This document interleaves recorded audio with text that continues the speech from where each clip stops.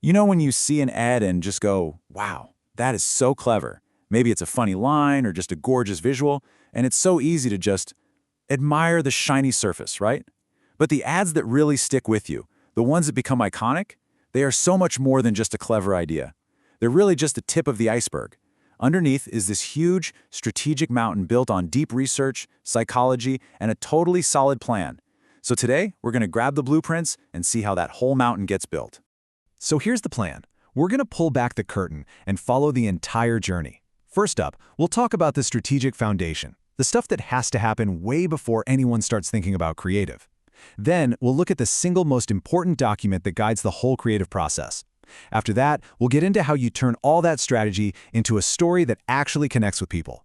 And finally, we'll see how that story gets brought to life with amazing design. All right, let's get into it.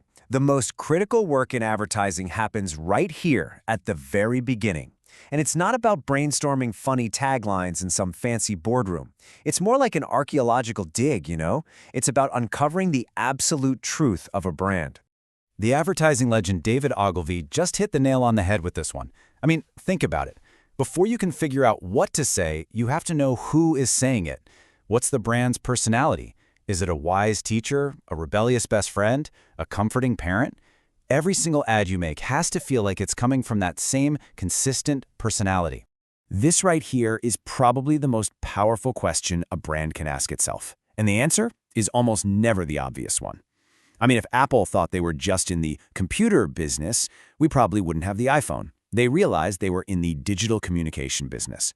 Or look at a company like Threadless. They don't just sell t-shirts, right? They're in the business of championing the underdog designer.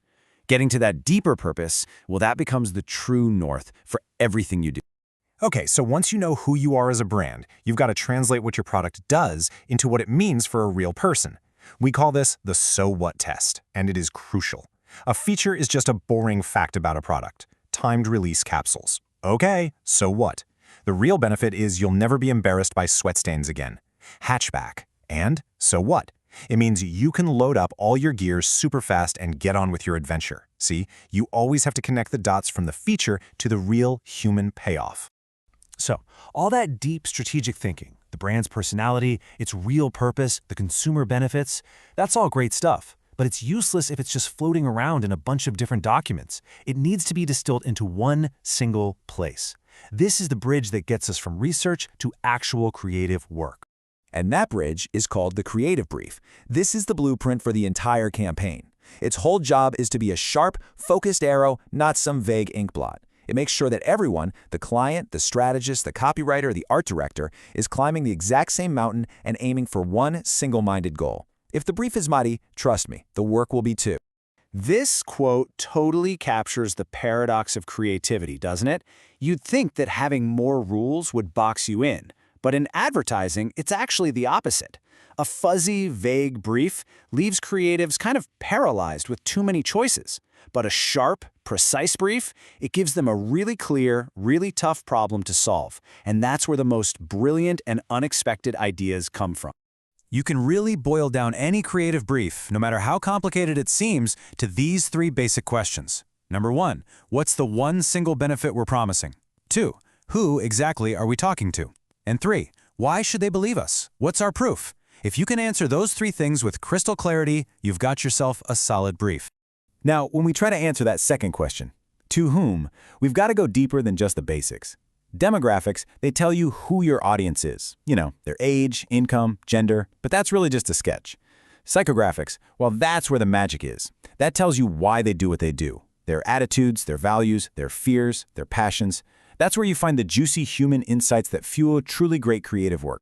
Okay, so we've got our strategy down, and we've got our blueprint, the creative brief. The big question now is, how do we make anybody actually care?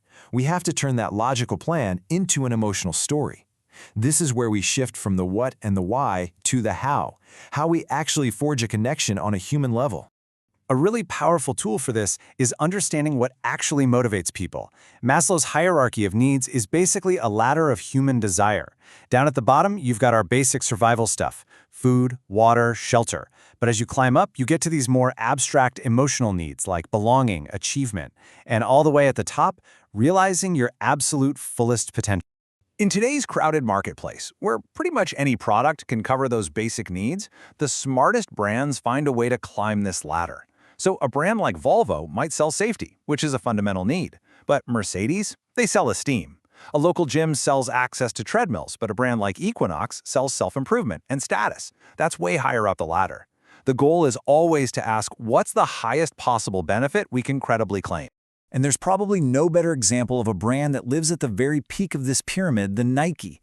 They don't sell shoes, they sell transcendence. They sell the idea that you can become the absolute best version of yourself.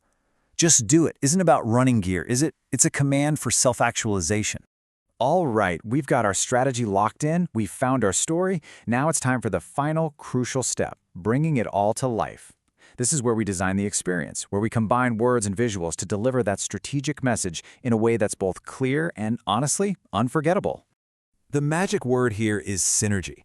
In a truly great ad, the headline and the visual aren't just sitting next to each other on a page. They're interacting, they're playing off each other. It's not 1 + 1 = 2, it's 1 + 1 = 3.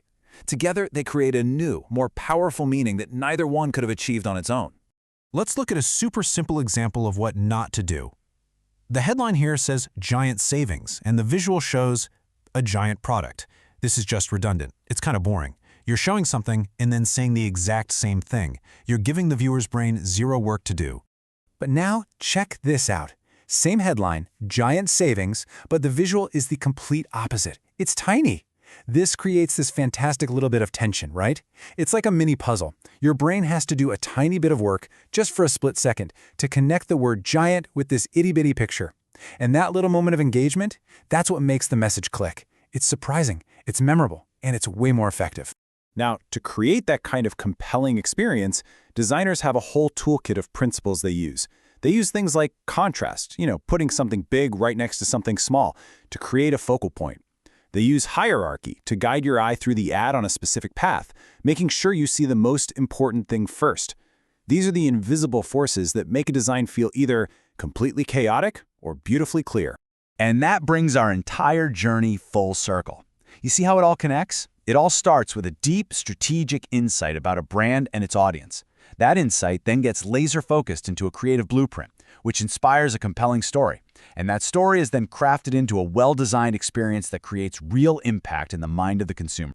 So the next time you're scrolling and an ad pops up or you see a commercial on TV, just remember this blueprint. Try to look past the clever surface and see the strategic bones underneath it all.